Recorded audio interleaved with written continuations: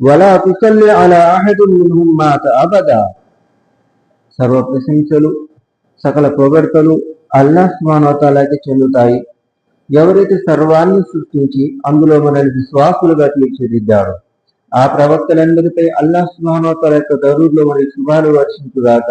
ఎవరైతే ధర్మం కోసం తప్పించారో, ప్రత్యేకించి మహాప్రవక్త ముహమ్మద్ రసూలుల్లాహ్ సల్లల్లాహు అలైహి వసల్లం గారి మీద ఆయన తర్వాత మరొక ప్రవక్త లేరు, ఆయన తర్వాత మరొక గ్రంథం లేదు, ఈ భావన మన వరకు చేరేలా పూర్తి ప్రయత్నం చేశారు. మరి అల్లాహ్ సుబ్హానహు వ తఆలా ఖురాన్ గ్రంథంలో ఈ విధంగా ఆజ్ఞాపిస్తున్నారు, వలా తుసల్లి అలా అహదిన్ మిన్హుం మాత అబదా. వారిలో ఎవరైతే మరణిస్తారో వారి కోసము మీరు ప్రార్థన చేయకండి. వలా తకుం అలా కబ్రిహి, వారి సమాధి వద్ద నిల్చోకండి. అంటే వారి జనాజా నమాజ్ కావచ్చు, వారి కోసం దువా చేయటం కావచ్చు, మీకు అర్హత లేదు అని అల్లాహ్ సుబ్హానహు వ తఆలా అంటున్నాడు. ఏం అర్హత లేదు, ఎందుకు నొచ్చకూడదు, ఎవరు వాళ్ళు అంటే ఒకటి విశ్వాసుడు, ఇంకొకటి అవిశ్వాసుడు. రెండు వేరు వేరు. విశ్వాసులు అల్లాహు అంతిమ దినాన్ని విశ్వసించిన వారు. రేపటి రోజు పరలోకం రాబోతుంది. ఆ రోజు ప్రవక్త ముహమ్మద్ సల్లల్లాహు అలైహి వసల్లం గారి యొక్క బోధనలను అల్లాహ్ కోసం విశ్వసించి ఆచరించిన వారికి ఆ రోజు పరలోకంలో స్వర్గం లభిస్తుంది. తిరస్కరిస్తే శాశ్వత నరకానికి ఆహుతి అయిపోతాము అన్న భయం ఉన్న వ్యక్తులు విశ్వాసులు, మనస్ఫూర్తిగా నమ్మేవాళ్ళు. ఇలా నమ్మినందుకే వీళ్ళు కనిపించే ప్రవర్తనలు నమాజు, ఉపవాసం, జకాతు, హజ్ బయటికి కనిపిస్తూ ఉంటాయి. వీళ్ళు నమాజుకు వెళ్తూ ఉన్నారు, ఉపవాసాలు పాటిస్తున్నారు, హజ్ కూడా చేస్తున్నారు. ఇవన్నీ కళ్ళారా కనిపించే విషయాలు. వీళ్ళని మనం ముస్లిం అని అనాలి. వీళ్ళు విశ్వాసులా కాదా అల్లాహ్ చూసుకుంటాడు. వీళ్ళలో విశ్వాసం నిజంగా ఉందా లేదా ఇది అల్లాహ్ చూసుకునేటువంటిది. కానీ వీళ్ళు ముస్లింలా కాదా కళ్ళకు కనిపించిందే మేము చెప్పాలి. ఏమి చెప్పాలి? మన కళ్ళ ముందు వాళ్ళు నమాజులు చేశారు. మన సలాతన వస్తక్బల కిబ్లతన వహువ మిన్నా. ఎవరైతే మా నమాజులని నమాజుగా చేశారో, మా కిబ్లాని కిబ్లాగా భావించారో, అకల జబీహతన, మేము జిబా చేసింది బిస్మిల్లాహి అల్లాహు అక్బర్ అని బిస్మిల్లా చేసిన దాన్ని అంగీకరించారు, వాళ్ళంతా మా వాళ్ళు అని ముహమ్మద్ సల్లల్లాహు అలైహి వసల్లం గారు అన్నారు. వీళ్ళని మనం ఖచ్చితంగా ముస్లిం అనాల్సిందే. వాళ్ళ హృదయంలో ఇంకో మాట పెట్టుకున్నారా లేదా మాకు తెలీదు. వాళ్ళ బుర్రలో ఏం మెదులుతుంది మాకు తెలీదు. మాకు కనిపించింది మేము చెప్పాము. ఏం కనిపించింది? నమాజ్, ఉపవాసం, జకాత్, హజ్. వీళ్ళని ముస్లిం అనండి అని ముహమ్మద్ సల్లల్లాహు అలైహి వసల్లం గారు అన్నారు. ఏ ఒక్కరిని కూడా మునాఫిక్లు, కాఫిర్లు అని పలికే అర్హత మాకు లేదు. కాఫిరారే, మునాఫికారే అన్న కోపాలు మాటి మాటికి వచ్చేస్తూ ఉంటాయి. కానీ ఆ పదాలు అనే ముందు ఒకసారి ఆలోచించుకోవాలి. ఎందుకంటే అది నిజం కాకపోతే, మనం ఎవరినైతే అన్నామో వాళ్ళు నిజంగా అది కాకపోతే ఆ పదాల యొక్క దుష్ప్రభావము మా మీదకి వచ్చే అవకాశం ఉంది. అందుకని మనం జాగ్రత్త పడాలి, జాగ్రత్త వహించాలి. అయితే ఇదంతా విశ్వాసం అయిపోయినటువంటిది. అవిశ్వాసము, మేము ఇస్లాం వద్దనుకున్నాము, మాకు ఇస్లాం నచ్చలేదు, మేము ఇస్లాంను వదిలేసాము, ఇలా బహిరంగంగా చెప్పిన తర్వాత వాళ్ళు ఖచ్చితంగా అవిశ్వాసులే. లోపల ఏముంది మాకు అనవసరం. లోపల వాళ్ళకి మనసులో అల్లాహ్ మీద నమ్మకం ఉందా లేదా మాకు అనవసరం. బయటికి కనిపించింది కాబట్టి, ఏదైతే వాళ్ళు ప్రచారం చేసుకున్నారో దాని మీద మేము ఫత్వా ఇవ్వాలి కాబట్టి ఇది కుఫర్, ఇది షిరిక్ అని బహిరంగంగా చెప్పాల్సి ఉంటుంది. ఈ రెండింటి మధ్యలో మునాఫిక్లు, దొంగ ముస్లింలు కనిపించటానికి మాతో పాటు ఉపవాసాలు ఉన్నారు, మాతో పాటు నమాజులు చదువుతున్నారు, మాతో పాటు హజ్ చేస్తున్నారు, ఇదంతా కనిపించేది. కానీ మనసు లోపల ఇది అల్లాహ్కు మాత్రమే తెలిసినటువంటిది. మనసు లోపల దొంగ ముస్లిం లక్షణాలు, నోరు తెరిస్తే అబద్ధాలు చెప్పడము, మాట ఇస్తే బాధ్యత ఇస్తే కనుక దాన్ని మోసం చేయటము, ద్రోహం చేయటము, చిన్న గొడవ జరిగిన బూతుల స్థాయికి వెళ్ళిపోవటము, ఇది దొంగ ముస్లిం లక్షణము అని ముహమ్మద్ సల్లల్లాహు అలైహి వసల్లం గారు అన్నారు. వీళ్ళ జీవితంలో పాటలు, సంగీత వాయిద్యాలు ఎక్కువ కనిపించే అవకాశాలు ఎక్కువ. ఎందుకంటే ముహమ్మద్ సల్లల్లాహు అలైహి వసల్లం గారు అన్నారు, హృదయాలలో ఈ పాటలు అనేవి, సంగీత వాయిద్యాలు అనేవి దొంగ ముస్లిం లక్షణాలు పెంచుతాయి అని ముహమ్మద్ సల్లల్లాహు అలైహి వసల్లం గారు మనకు తెలియచేశారు. ఇది మునాఫిక్ లక్షణం. ఇది కనిపిస్తుంది కానీ మనం చెప్పలేము. చూసి కూడా, కళ్ళారా చూసి కూడా వీళ్ళు మునాఫిక్లు అనలేము. కానీ లక్షణాలు, ప్రవర్తనలు మొత్తం మునాఫిక్లే. వాళ్ళు ముస్లింలా అంటే కాదు అనే అర్హత కూడా ఉంది. కానీ అనే ముందు జాగ్రత్త పడాలంటే. మరి ఇటువంటి సందర్భంలో మదీనాలో చాలా మంది సహాబాలు ఉన్నారు, విశ్వసించిన వాళ్ళందరూ. కొద్దిమంది అవిశ్వాసులు హృదయంలో దొంగ ముస్లిం లక్షణాలు పెట్టుకున్నారు. మేము కూడా విశ్వసించాము అని అబద్ధం చెప్పి ముహమ్మద్ సల్లల్లాహు అలైహి వసల్లం గారితో ఉండేవారు. అదే మదీనాలో యూదులు కూడా ఉన్నారు, ప్రవక్తతో వాళ్ళకి ఎలాంటి తగాదా లేదు. అదే మదీనాలో అసలు ముస్లిం కాని వాళ్ళు చాలా మంది ఉన్నారు, కానీ ప్రవక్త గారికి వాళ్ళకి ఏనాడు తగాదా రాలేదు. కానీ గొడవ అంతా కూడా దొంగ ముస్లింలతోనే. వీళ్ళు బయటకేమో ముస్లింలలాగా నటిస్తున్నారు, లోపల ఇస్లాంకి వ్యతిరేకంగా ప్రవక్త గారు ఎప్పుడు దొరుకుతారో ఎప్పుడు హతమార్చాలా అన్నట్టుగా ప్రవర్తిస్తున్నారు. ఇలాంటి వ్యక్తులు దొంగ ముస్లింలు. ఇన్నల్ మునాఫికీన ఫి దరకిల్ అస్ఫల్, దొంగ ముస్లింలు నరకంలోనే అత్యంత నీచమైన హేయమైన స్థాయిలో ఉంటారు, అత్యంత క్రూరమైన ప్రదేశంలో ఉంటారు అని అల్లాహ్ సుబ్హానహు వ తఆలా హెచ్చరించాడు. అందుకే మా సలహా ఎప్పుడైనా కూడా అవిశ్వాసం అయితే అది బయట పెట్టుకోండి, విశ్వాసం అయితే దాని మీద నడవండి. విశ్వసించిన వారికి అల్లాహ్ శుభవార్తలు ఇస్తున్నాడు కాబట్టి ఇటువైపు రండి అని ఆహ్వానిస్తున్నాము. మేము ఇటు ఉండాము మళ్ళీ అటు కూడా చేస్తాము. ఇది దొంగ ముస్లిం లక్షణాలు. కష్టపడి కూడా ప్రతిఫలం దొరక్కపోగా శాశ్వత నరకానికి ఆహుతి చేసే పనులు ఇవి. రెండు వైపులు ఎందుకు? మంచితనాన్ని ఎంచుకోండి అని మా సలహా, అల్లాహ్పై భయభక్తులు పెంచుకోండి అనేది మా సలహా, విశ్వాసం యొక్క మార్గాన్ని ఎంచుకోండి అనేది మా సలహా. అయితే ముహమ్మద్ సల్లల్లాహు అలైహి వసల్లం గారు మదీనాలో అబ్దుల్లా బిన్ ఉబై, ఈ వ్యక్తి మదీనా మొత్తంలో అత్యంత పెద్ద దొంగ ముస్లిం. పేరుకు మాత్రమే ముస్లిం, చేసే పనులన్నీ కూడా ప్రవక్త గారికి వ్యతిరేకంగా. నేను ఎప్పుడు దొరుకుతారా, నేను ఎప్పుడు పట్టుకోవాలా, దీనికి వ్యతిరేకంగా మేము ఏం చేయగలము, విశ్వాసాన్ని దాచిపెట్టి విశ్వాసం లేదు కానీ విశ్వాసం ఉంది అని నటించే ప్రయత్నము అంతా కూడా ప్రవక్త గారికి తెలుసు. కానీ ఏనాడు కూడా ప్రవక్త గారు అతన్ని నేరుగా కాఫీర్ అనలేదు, ఎందుకంటే అర్హత లేదు కాబట్టి. ప్రవక్త గారికి తెలిసినప్పటికీ కూడా నువ్వు మునాఫికులు కాఫీరారే అని అనలేదు.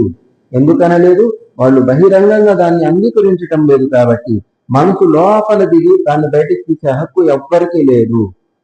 కాబట్టి ప్రవక్త గారు అతని గురించి చెప్తూ ఉన్నారు, అతనితో కొంచెం జాగ్రత్తని హెచ్చరిస్తూ ఉన్నారు. ఏదైనా మనం సభలు ఏర్పాటు చేసుకున్నా, ఏదైనా సీక్రెట్ వ్యవహారాలు నడిచినా ఆ వ్యక్తితో జాగ్రత్త, అతను దొంగ ముస్లిం అని చెప్తూనే ఉన్నారు, కానీ డైరెక్ట్ గా కాఫీర్ అని అనలేదు. మరి అతను మరణించాడు. అతను మరణించిన రోజున అతని కుమారుడు ముస్లిం వచ్చి ముహమ్మద్ సల్లల్లాహు అలైహి వసల్లం గారితో అడుగుతారు, ప్రవక్త, నా తండ్రి అవిశ్వాసిగా మరణించాడు, నాకు కనిపిస్తుంది, కానీ మీరు చెప్పిన విధానం ప్రకారంగా కాఫీరని నేరుగా అనలేకపోతున్నాము. పశ్చాత్తాపం కోసం ఏదైనా అవకాశం ఉందేమో, మీ చొక్కా ఇవ్వండి, అది తీసుకెళ్లి మా నాన్నకి తొడుగుతాను, దాని కారణంగా అల్లా క్షమిస్తాడేమో అని ఆ సహాబీ అడుగుతాడు. ముహమ్మద్ సల్లల్లాహు అలైహి వసల్లం గారు తమ చొక్కా తీసి ఇచ్చేస్తారు. తీసుకెళ్లారు, గుసుల్ స్నానం చేయించారు, తొడిగేశారు. ఇప్పుడు జనాజా సమయం వచ్చింది. ప్రవక్త, నా తండ్రి మరణించాడు కాబట్టి అతని కోసం మీరే జనాజా చదివించండి అని అడిగినప్పుడు ముహమ్మద్ సల్లల్లాహు అలైహి వసల్లం గారు అతని జనాజా నమాజ్ కూడా చదివించారు. నమాజ్ ముగిసింది. వెంటనే అల్లాహ్ సుబ్హానహు వ తఆలా ఆకాశాల నుంచి ఖురాన్ యొక్క వాక్యాన్ని అవతరింపజేశాడు. వలా తుసల్లి అలా అహద్, ఎవరైతే ఈ విధంగా మరణిస్తున్నారో, అవిశ్వాసం మీద మరణిస్తున్నారో, అహదిన్ మిన్హుం మాత అబద, దొంగ ముస్లిం లక్షణాలతో మరణిస్తున్నారో, కుఫర్ మీద మరణిస్తున్నారో, వారి కోసం మీరు ప్రార్థన చేసే హక్కు మీకు లేదు.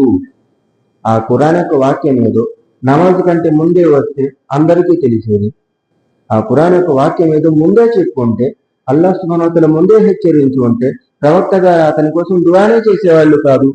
కానీ దుఆ చేసేదాకా అల్లాహ్ సుబ్హానహు వ తఆలా ఆపాడు. నమాజు ముగిసిన తర్వాత అప్పుడు ఖురాన్ గ్రంథం యొక్క వాక్యాన్ని అవతరింపజేశాడు. వలా తుసల్లి అలా అహదిన్ మిన్హుం మాత అబదా, ఈ విధంగా దొంగ ముస్లింగా మరణించిన వ్యక్తికి, కాఫిర్గా ముష్రికుగా మరణించిన వ్యక్తి కోసము మీరు దుఆ చేసే అర్హత మీకు లేదు. ఇదేదో కొత్తగా ముహమ్మద్ సల్లల్లాహు అలైహి వసల్లం గారు మాత్రమే ప్రారంభించింది, కొనసాగించింది కాదు. అంతకుముందు ఇబ్రాహీం అలైహిస్సలాం గారు కూడా తన తండ్రి కోసము దుఆ చేస్తూ ఉన్నారు. బతికున్నన్నాళ్ళు అల్లాహ్ సుబ్హానహు వ తఆలా ఏమీ చెప్పలేదు. ఆ దుఆని అల్లాహ్ సుబ్హానహు వ తఆలా స్వీకరించలేదు. అలాగని ఆ దుఆకి వ్యతిరేకంగా కూడా అల్లాహ్ సుబ్హానహు వ తఆలా ఏమీ చెప్పలేదు. మరి ఆయన మరణించిన వెంటనే, ఎవరు? ఇబ్రాహీం అలైహిస్సలాం గారి యొక్క తండ్రి మరణించిన వెంటనే అల్లాహ్ సుబ్హానహు వ తఆలా అన్నాడు, లేదు, ఇక నుండి మీకు మీ తండ్రి కోసం దువా చేసే హక్కు, అర్హత ఏమాత్రము లేవు. ఎందుకు లేవు? స్పష్టంగా అవిశ్వాసం మీద మరణించారు కాబట్టి. దాన్ని గుర్తు చేసుకొని ముహమ్మద్ సల్లల్లాహు అలైహి వసల్లం గారితో అల్లాహ్ సుబ్హానహు వ తఆలా అన్నాడు, వలా తఖుమ్ అలా ఖబ్రిహి, వారి సమాధుల మీద మీరు నిలబడకండి. అంటే కనీసం దువా చేయటానికి కూడా నిలబడకూడదు, జనాజాకి కూడా నిలబడకూడదు. ఇన్నహుం కఫరు బిల్లాహి వ రసూలిహి, వారు అల్లాహ్కు స్పష్టంగా కుఫ్ర్ చూపించారు, ప్రవక్త గారి ధర్మాన్ని స్పష్టంగా వ్యతిరేకిస్తున్నాము అని చెప్పేశారు. ఇప్పుడు మీరు వాళ్ళ కోసం దువా చేసే అర్హత మీకు లేదు. వమాతు వహుం ఫాసిఖూన్, మరణించేటప్పుడు కూడా వాళ్ళు పాపాత్ములే. మరణించే ముందు ఎవరైనా మారారు, ఈ విషయం బహిరంగంగా అందరికీ తెలిసింది, అప్పుడు వాళ్ళ కోసం దువా చేయవచ్చు. జీవితాంతం తాగి తూగి ఇస్లాంకి వ్యతిరేకంగా నిలబడి చివరి క్షణంలో ఇస్లాం స్వీకరించారు, ఆ విషయం అందరికీ ప్రచారం జరిగినట్లయితే ముస్లిం అని నమ్మవచ్చు. లేదు అలాగే మరణించాడు, లోపలేముంది మాకు తెలియదు, అలాగే మరణించాడు అన్నట్లయితే ఆ వ్యక్తి కోసం దువా చేసే అర్హతలు మాకు లేవు అని ముహమ్మద్ సల్లల్లాహు అలైహి వసల్లం గారు తెలియచేశారు. అలాగే ఖురాన్ యొక్క వాక్యము, మా కాన లిన్నబీ వల్లదీన ఆమను అన్ యస్తగ్ఫిరు లిల్ ముష్రికీన వలౌ కాను ఉలిల్ ఖుర్బా మిన్ బాది మా తబయ్యన లహుం అన్నహుమ్ అస్హాబుల్ జహీమ్. విశ్వాసులకి, ప్రవక్తలకి గాని విశ్వాసులకు గాని ముష్రికుల కోసం దువా చేసే అర్హత ఏ మాత్రము లేదు. వాళ్ళకి క్షమాపణ కోసం దువా చేసే అర్హత లేదు. వాళ్ళు సొంత బంధువులైనా కావచ్చు, వాళ్ళు నరకవాసులు అని స్పష్టం అయిన తర్వాత, కండిషన్, నిబంధన, నరకవాసులు అని స్పష్టం అవ్వాలి. నరకవాసులు అనేది ఎప్పుడు స్పష్టమవుతుంది? మేము చేసేది ఇది అని వాళ్ళు బహిరంగంగా ప్రచారం చేసిన తర్వాత వాళ్ళు నరకవాసులు అని స్పష్టమైపోతుంది. అంతకుముందు మేము ఏ నిర్ణయం తీసుకోలేమేమో, కానీ నరకవాసులకు కావాల్సిన పనులన్నీ చేశాక ఇంకా వాళ్ళు ముస్లింలే అని మనం ప్రచారం చేయడానికి వీల్లేదు. వాటికి సహకరించేది ఇస్లాం, ఈ ధర్మం.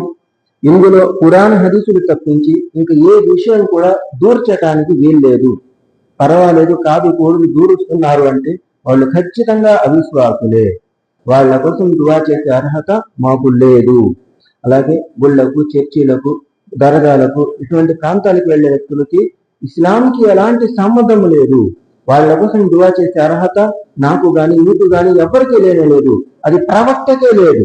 మేమెంత, ప్రవక్త గారికి ఆ అర్హత ఏమాత్రము లేదు. అలాగే దస్మా చాలీస్వా దినం భోజనాలు, ఇవి చాలా సమాజంలో ముస్లింలలో చాలా ప్రాంతాల్లో ఉన్నాయి.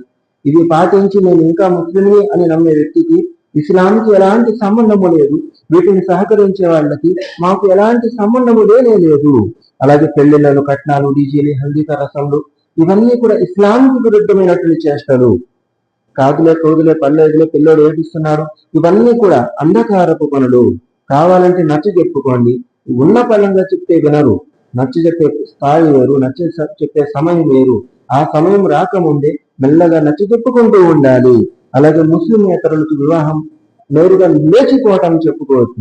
ఇటువంటి పనులు చేసేవాళ్ళు ఇస్లాంను వ్యతిరేకిస్తున్నాను అని తమ ప్రవర్తనతో చూపించారు కాబట్టి ఇక వారి కోసం దువా చేసే అర్హత మాకు ఏ మాత్రము లేదు. తాగితూగి ఆత్మహత్యలు, సూసైడ్లు చేసుకునేవాళ్ళు, వీళ్ళ కోసం కూడా దువా చేసే అర్హత మనకు లేదు. వాళ్ళ మనసులో ఏమైనా ఉండొచ్చు, కానీ వాళ్ళు ఏం చేశారు? ఆత్మహత్య చేసుకున్నారు. ముహమ్మద్ సల్లల్లాహు అలైహి వసల్లం గారు ఆత్మహత్య చేసుకున్న వ్యక్తి యొక్క జనాజా చదివించడాన్ని ఏ మాత్రము ఇష్టపడలేదు. మీరే చదివించుకోండి ఫోన్ అనేశారు. మనం కూడా అంతే. ఆత్మహత్య అంటే అల్లాహ్కి వ్యతిరేకంగా మీ ప్రాణాలను మీరు అర్పించుకుంటున్నారు. అల్లాహ్ మార్గంలో యుద్ధంలో మరణించిన, లేదా సాధారణంగా మరణించిన అది అల్లాహ్కి ఇష్టమే. కానీ ఆత్మహత్య చేసుకున్నట్లయితే అల్లాహ్ మీరు అంత పెద్ద కోపం తెప్పించారు. మీకోసం ప్రవక్త గారే జనాజా చదివించను అనేశారు. మేము మాత్రం ఎందుకు చదివించాలి? మేము మాత్రం ఎలా దువా చేయగలము? ప్రవక్తకి లేని అర్హత మాకు లేదు. అలాగే ముహూర్తాలు, పంచాంగము, జాతకం, సిద్ధాంతం, వాస్తు, దిష్టి బొమ్మలు ఇవి ఒక ముస్లిం ఇంట్లో ఉండటానికి వీల్లేదు. ఉన్నాయి అంటే అవి ముస్లిం ఇళ్ళైతే కాదు. లేదు ముస్లిం ఇళ్ళే కానీ ఉన్నాయంటే మీరు దొంగ ముస్లింలు. ఇది మాకు మా ప్రవక్త ముహమ్మద్ సల్లల్లాహు అలైహి వసల్లం గారు తెలియచేసింది. మన్ తషబ్బహ బికౌమిన్ ఫహువ మిన్హుం, ఎవరైతే ఏదన్నా సమాజాన్ని అనుకరిస్తారో వాళ్ళు వాళ్ళతో సమానము అనేశారు. అందుకు గాను మా కుటుంబాలలో, మా ఇళ్లలో ఇవి ఉండటానికి ఏమాత్రం వీలే లేదు. అలాగే అంతరాలు, తంత్రాలు, జ్యోతిష్యము, తావీదులు, తాయెత్తులు, దరగాలు, పేర్లు, బాబాలు, వలీలు, ఫకీర్లు వీటిలో ఏది కూడా మన ఇళ్లలో, మన కుటుంబాల్లో, నమ్మకాల్లో ఉండటానికి వీలు లేదు. ఇవి ఉన్నాయి అని బహిరంగంగా ప్రచారం చేసిన తర్వాత, ఇవి కరెక్ట్ అని మనల్ని మనం సమర్థించుకున్న తర్వాత ఇంకా మేము ముస్లిమే అని అనుకోవటము అతి పెద్ద పాపము. మరి ఇలా అందరినీ వేరు చేసుకుంటూ వెళ్తే ఇంకా ఇస్లాం చెప్పుకోవటానికి మిగిలేది ఎవరు? మేము 5 10 గంటలు మిగులుతాం. ఇలాంటి మాట అప్పుడప్పుడు అనిపిస్తూ ఉంటుంది. ముహమ్మద్ సల్లల్లాహు అలైహి వసల్లం గారు అన్నారు, బద అల్ ఇస్లాము గరీబా. ఇస్లాం ప్రారంభమైనప్పుడు అనూహ్యంగా కొద్ది మందితోనే ప్రారంభమైంది. వసయఊదు కమా బదా గరీబా, మళ్ళీ అదే స్థాయికి వెళ్తుంది. 100 మంది ఇస్లాంను వదిలేసామని ముహమ్మద్ చెప్పేస్తారు. అప్పుడు కొద్ది మంది మాత్రమే ఇస్లాంని అంటిపెట్టుకొని ఉన్నామని చెప్తారు. అందులో మేము ఉన్నాము. అల్హమ్దుల్లా, మేము మా సంఖ్య ఎక్కువ తక్కువ అనేది ఏనాడు ఆలోచించము.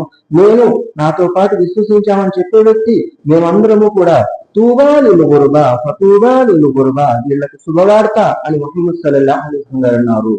ఇస్లాం సంఖ్య ఎక్కువ ఉన్నా తక్కువ ఉన్నా మేము విశ్వసించామన్న నమ్మకం మాకుంది. మాకు ఆ శుభవార్త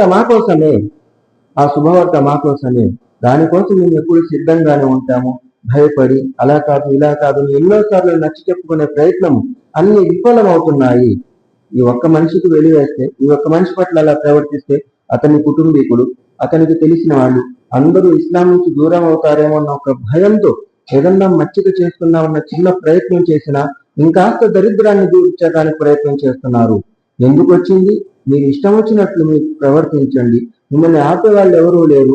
కానీ ఇస్లాం కావాలి అనుకుంటే స్వయంగా అల్లాహ్ ముందు మీ అంతటి మీద పశ్చాత్తాపం చెందాలి.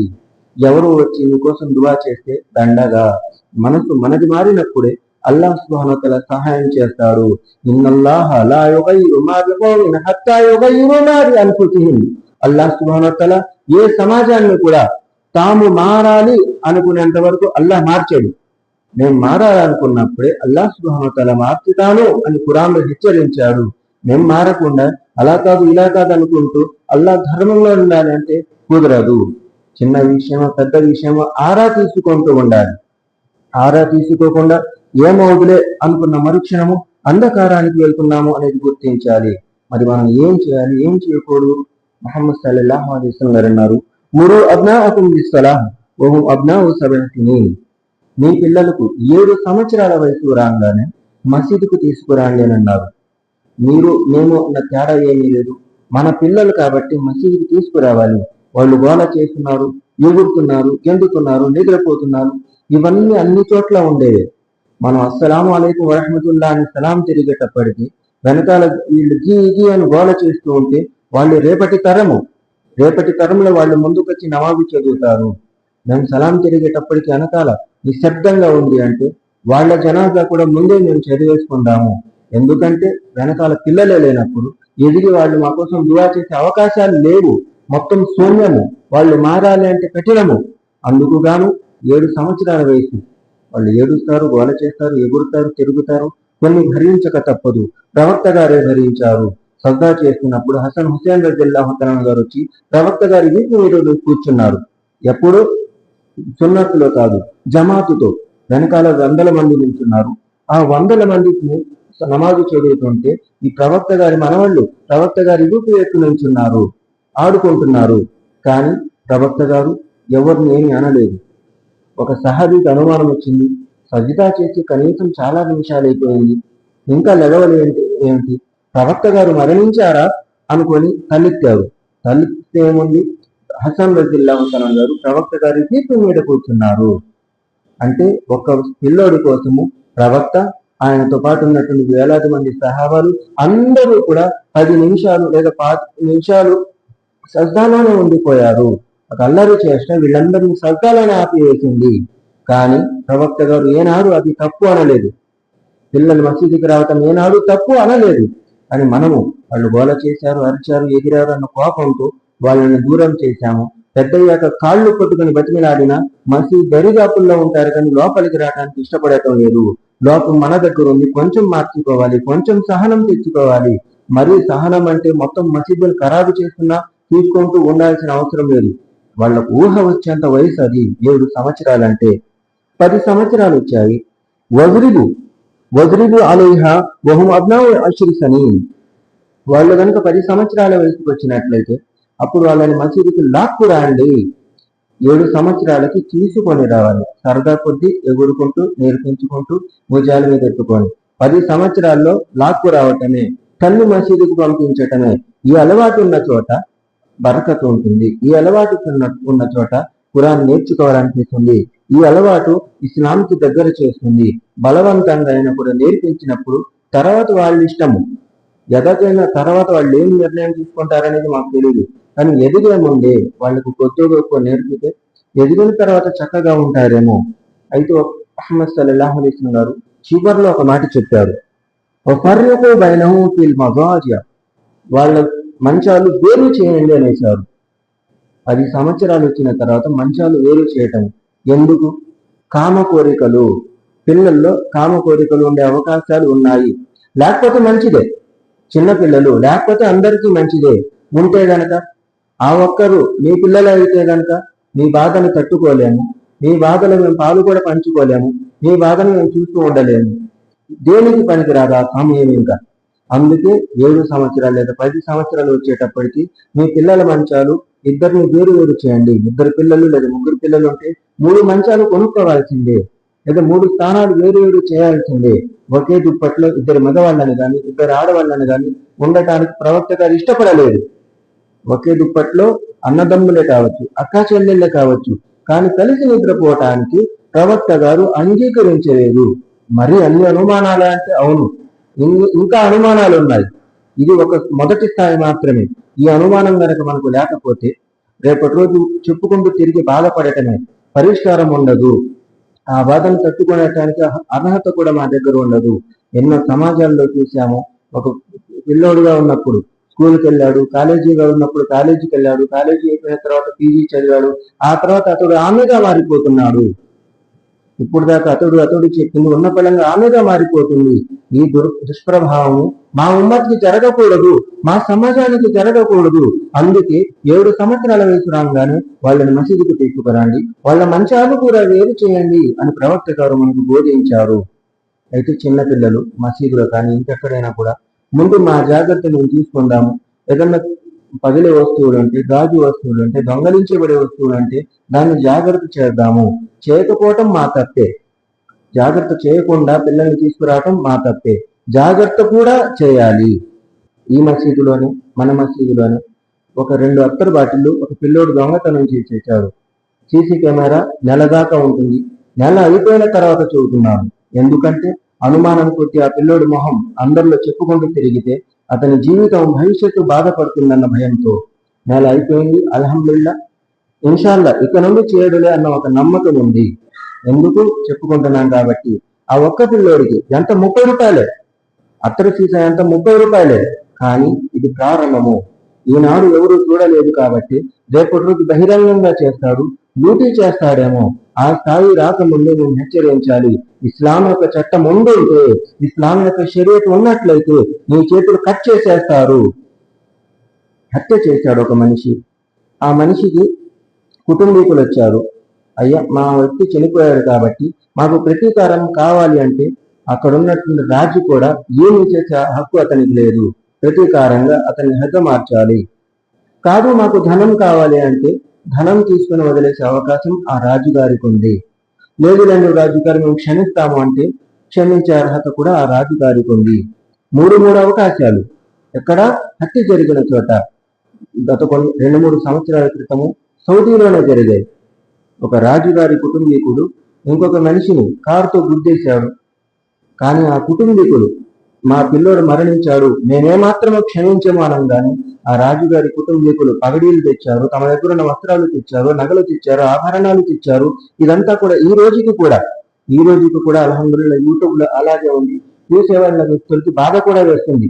నగలు పెట్టారు, ధనం పెట్టారు, తమ పగడీలు బట్టలు కూడా తీసేసి ఎదురుగా పెట్టారు, మమ్మల్ని క్షమించండి బతిమలాడుతున్నారు. అంత ఆ మాత్రం కనికరం లేదా అని ప్రశ్నించిన వాళ్ళు చాలా మంది ఉన్నారు. ఇస్లాం ఒక జీవన విధానము. ఈ రోజు కారుతో కొట్టి డబ్బులు ఇచ్చేస్తాడేమో, రేపటి రోజు ఏం చేస్తాడో ఆ పరిస్థితి రాకూడదు. కాబట్టి ఇస్లాం అల్ కిసాసు హయాత్, ఇస్లాం ప్రతీకారంలో కూడా ఒక న్యాయం ఉంది అని అల్లాహ్ సుబ్హానహు వ తఆలా అన్నాడు. అందుకు తాను ప్రతీకారంగా అతన్ని హతమార్చడం జరిగింది. ధనమున్న, శక్తి ఉన్న ఇస్లాం చట్టం కాబట్టి ప్రతీకారం ఇప్పించటం జరిగింది. అక్కడే ధనం తీసుకుని వదిలేసే అవకాశం కూడా అల్లాహ్ ప్రసాదించాడు. అక్కడే క్షమించే అవకాశం కూడా ఉంది. గత సంవత్సరంలోనే ఒక స్త్రీ తన పిల్లల్ని హతమార్చినటువంటి వ్యక్తిని వదిలే నిన్ను కూడా క్షమిస్తున్నాననేసింది. అదే అరబ్బులో రెండు వేరు మనస్తత్వాలు, రెండింటికి ప్రవక్త గారి అనుమతులు అక్కడ ఉన్నాయి. ఒకళ్ళేమో మాకు ప్రతీకారం కావాలి అన్నారు, ధనం నుంచి విడిపించుకుందాం అనుకున్నా కూడా వాళ్ళకి ఎలాంటి ప్రతిఫలం లభించలేదు. ఇంకొక చోటేమో క్షమాపణ, ఊరకనే ఒక స్త్రీ క్షమించేసేసింది. నా కొడుకు పోయాడు, ఇంకొక స్త్రీకి శోకం ఎందుకు మిగిల్చాలి అని ఆమె భావించింది. రెండు మనస్తత్వాలకు ఇస్లాం అనుమతిచ్చింది. కానీ దొంగతనం జరిగింది అని తేలినట్లయితే మా వస్తువులేగా దొంగిలించింది మేము క్షమిస్తున్నామంటే కుదరదు. దొంగతనం జరిగిందా, అది నిరూపణ అయిందా, అతని చేతులు కట్ అని ముహమ్మద్ సల్లల్లాహు అలైహి వసల్లం గారు హెచ్చరించారు. దాని కారణంగా అసలు మక్కా మదీనాల్లో ఒక 1,000,000 చేతులు కట్ చేసి ఉంటారా, కొన్ని 1,00,000 మంది చేతులు కట్ చేసి ఉంటారా? 1400 సంవత్సరాల చరిత్ర ఇస్లాంది కదా, మరి అందులో ఒక 1000 మంది చేతులైనా కట్ చేసి ఉంటాయా అంటే లేవు. కేవలం 11 మాత్రమే. 1400 సంవత్సరాల చరిత్రలో కేవలం నమోదైనటువంటివి 11 చేతులు మాత్రమే కట్ అయ్యాయి. ఇంకొక 3టికి ఆధారాలు అయితే లేవు. వాటి కథ అయితే ఉంది. ఇలా ఒక కాలంలో దొంగతనం జరిగితే వాళ్ళ చేతులు కట్ చేశారని చెప్పడం జరిగింది. కానీ ఆధారం లేకపోవడంతో బలంగా చెప్పలేకపోతున్నాము. మొత్తంగా చూసుకుంటే 1400 సంవత్సరాల ఖిలాఫత్లో కేవలం 14 దొంగతనాలు జరిగాయి అంటే ఇది భయము. మరి దొంగతనం చేస్తే చేతులు కట్ చేస్తారు అన్న భయము. కాబట్టి వాళ్ళు గోల చేస్తారు, ఎగురుతారు. ఈ సందర్భాల్లో నేర్పించుకోవాలి. మా పిల్లలు మా ఇంటికి వచ్చినప్పుడు జామెంట్రీ బాక్స్ ఒకసారి తెరిచి చూద్దాము, మేము ఇప్పించిన పెన్నులు పెన్సిల్ కాకుండా అదనంగా ఇంకేమున్నా కూడా అది తిరిగి ఇచ్చేదాకా మనం వారించాలి. మాది కాదు కాబట్టి పిల్లలు చూడటానికి కాస్త సరదాగా కూడా ఉండింది. 2 పిల్లలు దొంగతనం చేశాడంటే నవ్వుకుంటారు చాలా ప్రజలు. మనం అలా కాదు, ఇది నాది కాదు, నేను ఇప్పించలేదు, నీ బాక్సులకు ఎలా వచ్చింది అని ప్రశ్నించాలి. అలా ప్రశ్నించిన రోజే రేపటి భవిష్యత్తుకు మంచి పునాది వేసిన వాళ్ళం అవుతాము. అదే ఎదిగిన పిల్లలైతే గనక ఒకసారి జేబులు చెక్ చేద్దాము, ఏమీ లేకపోతే మంచిదే. అనుమానం ఇస్లాం నేర్పించింది. ఈ ప్రాంతంలో అనుమానం నేర్పించింది కాబట్టి చెక్ చేయాలి. మగపిల్లల జేబుల్లో ఏ సిగరెట్లో వస్తే బాధపడేది మీరు మేము కదా, దాని బదులుగా ముందే చెక్ చేస్తే మంచిది. ఏదో ఖండంలో ఏదైనా ఖండం కానీ నిరోధు కానీ కనిపిస్తే ఒక భవిష్యత్తు ఇటు అటు పోతుంది కదా, దాని ముందే అనుమానించండి. అనుమానం ఒక స్థాయి దాటితే హరాం, కానీ ఆ స్థాయిలోపు జాగ్రత్త పడటానికి అయితే న్యాయమే. ఈ అనుమానం ప్రవక్త గారు నేర్పించారు. ఆయిషా రలియల్లాహు తఆలా గారు, ముహమ్మద్ సల్లల్లాహు అలైహి వసల్లం గారి భార్యలు, వీళ్ళ మీద కూడా ప్రవక్త గారు మాటికి ఒక అనుమానం యొక్క స్థాయి చూపించేవాళ్ళు. ప్రవక్త గారి భార్యలు ఒక ఇంటికి వెళ్తారు, ఒక ఇంట్లో ఉంటారు. అక్కడ ఒక అంధ సహాబి, కళ్ళు కనిపించవు ఆయనకి, ఆయన ఇంట్లోకి వచ్చి బట్టలు మార్చుకుంటూ ఉంటారు. మరి ముహమ్మద్ సల్లల్లాహు అలైహి వసల్లం గారు అన్నారు, మీరు పరదా పాటించండి. ప్రవక్త, ఆయన కళ్ళు కనిపించవు, మేము పరదా వేసుకున్నా వేసుకోకపోయినా తేడా ఏం పడుతుంది అని ప్రవక్త గారి భార్యలు అడుగుతారు. ముహమ్మద్ సల్లల్లాహు అలైహి వసల్లం గారు అన్నారు, అతనికి కళ్ళు కనిపించవు సరే, మీకన్నా కనిపిస్తాయి కదా. ఈ పరదా ఉన్నట్లయితే మీ అంతటా మీరే జాగ్రత్త పడతారు. పరదా లేకపోతే మీరు జాగ్రత్త పడే ఆస్కారం లేదు, కాబట్టి మీరు జాగ్రత్త పడండి అని ప్రవక్త గారు అన్నారు. ఎవరో తప్పు చేస్తారన్న భయం తర్వాత మేమెక్కడ చేస్తామన్న భయం మా దగ్గర ఉండాలి. ఈ అనుమానానికి ప్రవక్త గారు అనుమతి ఇచ్చారు. కాకపోతే అనుమానం స్థాయిలు ఎదుటి వ్యక్తుల మీదకి వెళ్ళినప్పుడు జాగ్రత్త పడాలి. మా ఇంట్లో వస్తువులు పోయాయి, మీరు చేసి ఉంటారేమో, వాళ్ళు చేసి ఉంటారేమో, అనుమానాలొద్దు. నమ్మకంగా ఉంటే ఎదురుగా వెళ్ళి ప్రశ్నించండి. మా ఇంట్లో ఏదైనా తగాదా వచ్చింది, గొడవ వీళ్ళు పెట్టారేమో, అనుమానాలొద్దు. నేరుగా అనుమానం అంటే ఎదురుగా వెళ్ళి ప్రశ్నించండి, లేదా వదిలేసేయండి. అనుమానం దీనికి ఇస్లాంలో అనుమతి ఏమాత్రము లేదు. కాకపోతే సాధారణ అనుమానాలు. ఇది ప్రవక్త గారు జాగ్రత్త కోసం నేర్పించారు. కాబట్టి మన విషయంలో, మన కుటుంబీకుల విషయంలో, మన పిల్లల విషయంలో జాగ్రత్త పడుతూ ఉండాలి. ఇది ఇస్లాం ధర్మము. మీకు కుఫ్రు కావాలంటే తీసుకోండి, కానీ ఇస్లాం వైపుకు ఆహ్వానమే మా యొక్క మొదటి స్థాయిగా ఇస్లాం వైపుకు ఆహ్వానిస్తున్నాము. కుఫ్రును వదిలేయండి. తాయీదులు, తాయెత్తులు, దర్గాలు, పీర్లు, బాబాలు వీటిని మానేసుకోండి. ఒక 2-3 వారాల నుండి మీలాదున్నవి బిదాత్ అని మనం తెగ చెప్పుకున్నాము. ఎందుకు అంత చెప్పుకున్నాము? మీలాదున్నవి కోసము. సమాజం మొత్తం పండగ చేసుకుంటే మేము మాత్రమే అసలు పండగ లేదు, వంటకాలు లేవు, ఏమీ లేకుండా ఎందుకు ఇలా ఉన్నాము అంటే ఆధారం లేదు కాబట్టి. ఒక ఆధారం కోసమే ఏం చేయాలన్నా ఒక చిన్న విషయాన్ని మేము ఆధారం అని జరిగినప్పుడు, ఏదన్నా వ్యవహారం వచ్చినప్పుడు, ఏదన్నా పరిస్థితి వచ్చినప్పుడు ఇంకెంత జాగ్రత్త పడాలి అని తెలుసుకోవడం కోసమే మీలాగున్నవి బిదాత్ అన్న ఒక్క మాటని ఒక 5-6 జుమ్మాల నుంచి చెప్పుకుంటూ వచ్చాము. ఏ చిన్న విషయాన్ని కూడా, మంచి విషయాన్ని కూడా ఆధారంతో మాట్లాడటమే ప్రవక్త గారు మనకు నేర్పించారు. ఆధారం లేకుండా మేము ఏదైనా చేస్తున్నాము, పర్వాలేదు, మంచిదే కదా అనుకుంటే దాని అనుమతి ఇస్లాం మనకు ఏమాత్రము తెలియచేయలేదు. సహాబాలు ఒక ప్రాంతానికి వెళ్ళారు.